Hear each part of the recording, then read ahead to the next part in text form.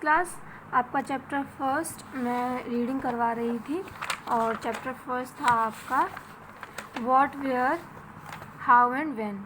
ठीक है, तो मैंने इसकी रीडिंग स्टार्ट कराई थी। रीडिंग हमारी कहाँ हो गई थी, मैंने आपको रीडिंग करवा दी थी। फर्स्ट पॉइंट में आपका करवा चुकी थी बैंक ऑफ रिवर नर्मदा। उसके अलावा मैंने आपको बताया था सेटलमेंट इन इंडियन सब कॉन्टिनेंट। ठीक है, आज जो आपका टॉपिक स्टार्ट होगा वो यहाँ से होगा, the Sulaiman and Kirthar hills. तो इसके बारे में देखते हैं। The Suleiman and Ketar Hills, about 8,000 years ago, people who lived here started growing crops such as wheat and barley and began rearing animals such as sheep, goat and cattle for food. तो इन hills के आसपास लगभग 8,000 साल पहले जो लोग रहा करते थे, उन्होंने क्या कर दिया, उन्होंने अलग अलग फसलों को उगाना शुरू कर दिया। गेहूँ हो गया, चावल हो गया, इन सब को उगाना शुरू कर दिया और साथ ही साथ rearing animals such as sheep, goat and cattle for food. और उन्होंने जो है एनिमल्स को जैसे बकरी हुई, भेड़ हुई, इन सभी को पालना शुरू कर दिया फॉर फूड के लिए, खाने के लिए आप कह सकते हैं, इनको पालना शुरू कर दिया। This led people to live a settled life as they form villages in the region. और इस वजह से ये लोग जो खाना बदोश हुआ करते थे कि जहाँ पे खाना मिला वहाँ रहे, फिर कहीं और चले गए, वो नहीं रहा, वो एक जगह स्थिर हो गए। एक जगह उन्होंने अपना गांव बसा लिया और वहाँ पर रहने लगे। अब आपका नेक्स्ट आता है Garo hills and Vindhya hills. Now people who lived in these region practised agriculture. Garo hills और विंध्या हिल्स के पास जो लोग रहते थे वो क्या करते थे, एग्रीकल्चर मतलब खेती बाड़ी करते थे। Rice was first grown in place to the north of the Vindhya hills. Vindhya hills के आसपास, विंध्या हिल्स अगर आप देखेंगे तो इसमें आपका दिया हुआ था यहाँ, ये विंध्या हिल्स जो गुजरात और यहाँ मुंबई थोड़ा आप ले लेंगे, इसके आसपास का जो एरिया है, तो यहाँ पर जो लोग रहते थे उन्होंने क्या कर दिया, उन्होंने फसलें उगाना शुरू कर दिया। जो पहली फसल उन्होंने उगाई थी वो उन्होंने उगाई थी राइस। ठीक है, विंध्या हिल्स के लगभग उत्तरी भाग में। River Indus and its tributaries. देखिए इंदस रिवर और उसके पास का क्या था। Gradually the early village developed into cities. इसके बाद के अगर आप द सुलेमान और गारो हिल्स को छोड़ दें तो उसके बाद जो गांव बसे वो ज़्यादातर शहर थे। देखने में आप कह सकते हैं सुविधाओं में शहर जैसे थे। Some of the earliest cities of the Indian subcontinent developed about 4,700 years ago on the bank of Indus and its 5 tributaries Sutlej, Jhelum, Chenab, Ravi and Beas. ठीक है, तो लगभग 4,700 साल पहले इंदस रिवर्स के आसपास की नदियाँ जो सतलज, झेलम, चिनाब, रावी और ब्यास हैं, उनके आसपास की नदियाँ जो थीं, साथ की जो नदियाँ थी आप कह सकते हैं, इंदस रिवर के साथ की जो नदियाँ थी, उनके आसपास जो भी गांव बसे वो ज़्यादातर शहरी थे।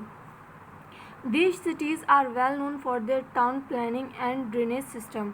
और इन सिटीज़ को इनकी टाउन प्लानिंग, उनका नगर जिस तरीके से बसा हुआ था उसके लिए, और उनका ड्रेनेज सिस्टम होता है आपका पानी नालियों द्वारा बाहर निकालने का जो सिस्टम होता है, उनके लिए जाने जाते हैं। ये जो सभ्यता यहाँ पे बताई जा रही है वो है आपकी मोहनजोदारो की सभ्यता। ठीक है, हड़प्पा सभ्यता जो थी आपकी। The river Ganga and Son about 2,500 years ago, लगभग 2,500 साल पहले, the early kingdom developed on the bank of river Ganga and its tributaries. मतलब लगभग 2,500 साल पहले जो भी राजा महाराजा जिन्होंने अपने राज्य बनाए वो सब ज़्यादातर रिवर गंगा के आसपास ही बनाई, तथा रिवर गंगा के आसपास की रिवर गंगा के साथ बहने वाली जो नदियाँ थी, ट्रिब्यूटरीज थी उनकी, उनके आसपास ही अपने राज्यों को स्थापित किया। Powerful kingdom emerged in many part of our country.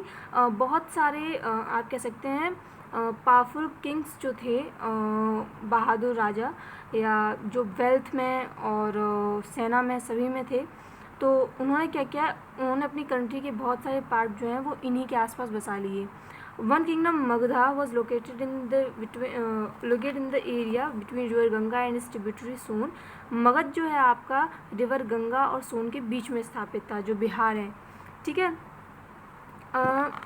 Many powerful Kings ruled this kingdom. और इस किंगडम पर, मगध की जो किंगडम थी उस पर बहुत से राजाओं ने राज किया। लगभग यहाँ पर देखिए गंगा रिवर और सोन रिवर के जो बीच का स्थान था वहाँ पर मगध राज्य आपका था। ठीक है, The Indian subcontinent include the South Asia Asian countries India, Pakistan, Nepal, Bhutan, Bangladesh and Sri Lanka. जब आप बात करते हैं इस समय के जिस समय की यहाँ पे बात की जा रही है उस समय की इंडिया की, तो उसमें बहुत से जो आज छोटे छोटे देश अलग बन गए हैं, पहले उसमें वो सब मिले हुए थे. जैसे इंडिया, पाकिस्तान, नेपाल, भूटान, बांग्लादेश, श्रीलंका, ये सब मिले हुए थे. South Asia is often called a subcontinent because this large land mass is a part of Asian continent, but at the same time it separated from the rest of Asia by natural features such as seas, hills and mountains. ठीक है, तो उस समय जितना भी आप पाकिस्तान को ले लीजिए, यहाँ नेपाल, भूटान, ये पूरा मिला के एक था एशिया का सबकॉन्टिनेंट. और एक होने के बाद भी आप कह सकते हैं इसमें बहुत सारी डाइवर्सिटीज़ थी. कहीं पर पहाड़ थे, कहीं मैदानी इलाका है, कहीं पर अगर आप देखेंगे तो पानी का एरिया है. तो इसमें सभी आपको एक तरीके से एरियाज़ मिल जाएंगे देखने को. ठीक है, traveling overseas and across the subcontinent. Once again look at the map of the Indian subcontinent. You will find out the high mountains such as the Himalaya hills, seas and the vast desert from the natural boundaries of the subcontinent. देखो, जब हम इस map को देखते हैं तो आपको बहुत सी चीज़ें दिख जाएंगी. अगर आप यहाँ देखेंगे तो आपको यहाँ थार का डेजर्ट, यहाँ से लेकर यहाँ तक पूरा हिमालय का एरिया है. ठीक है, इसके अलावा आपको बीच में हिल्स वगैरह भी मिल जाएंगी. ये तीन ओर से समुद्र से घिरा हुआ एरिया है. डेजर्ट भी आपको है. ये सब यहाँ पे पहाड़ी इलाका है. ठीक है, बीच में अगर आप आएंगे तो आपको यहाँ बहुत सारी नदियाँ मिल जाएंगी, हिल्स मिल जाएंगी. ठीक है, तो several rivers and hills run across the subcontinent and large area were covered with thick forest. तो ज़्यादातर इलाके में नदियाँ बहती हैं और ज़्यादातर जो हिस्सा था उस टाइम पे वो फॉरेस्ट से ढका हुआ था. These natural barriers made the journey dangerous and difficult. और इन वजहों से एक जगह से दूसरी जगह जाना काफ़ी मुश्किल था.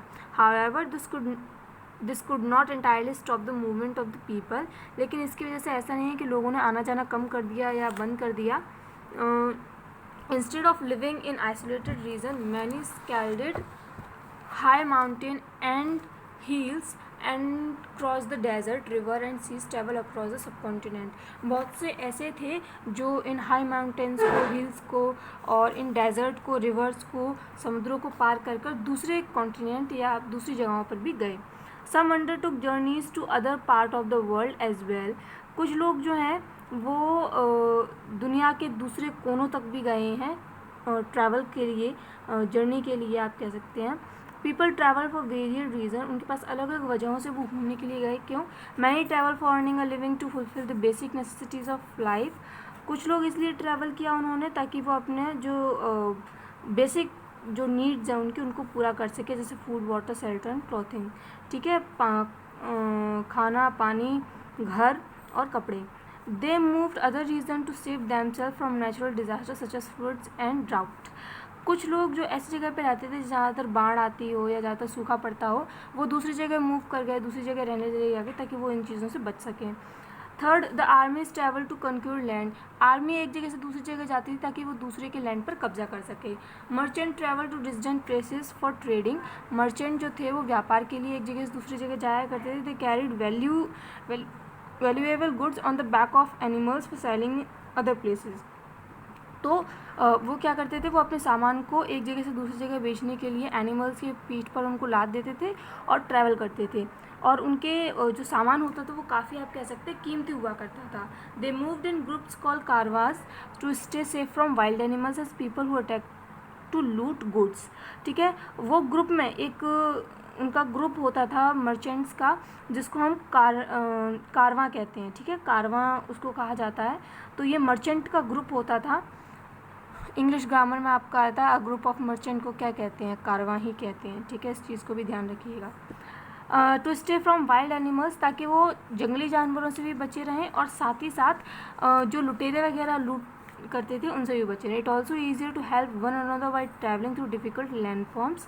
और एक दूसरे की मदद भी कर पाएँ जब वो इन कठिन आप कह सकते हैं स्थानों से गुजरें तब. With the passage of time, people undertook journeys by the sea in ships. और बाद में समय जैसे जैसे बदला, उन्होंने क्या किया, उन्होंने समुद्र पार करने शुरू कर दिए जहाज़ों के द्वारा। ठीक है, तो ये मैंने आज आपको यहाँ तक बताया है, बाकी मैं आपको कल बताऊँगी। आप लोग इसको देखते रहिए और अपनी बुक्स को जल्दी जल्दी परचेज़ कर लीजिए, क्योंकि मैं आपके आगे ही बढ़ाऊँ। ठीक है।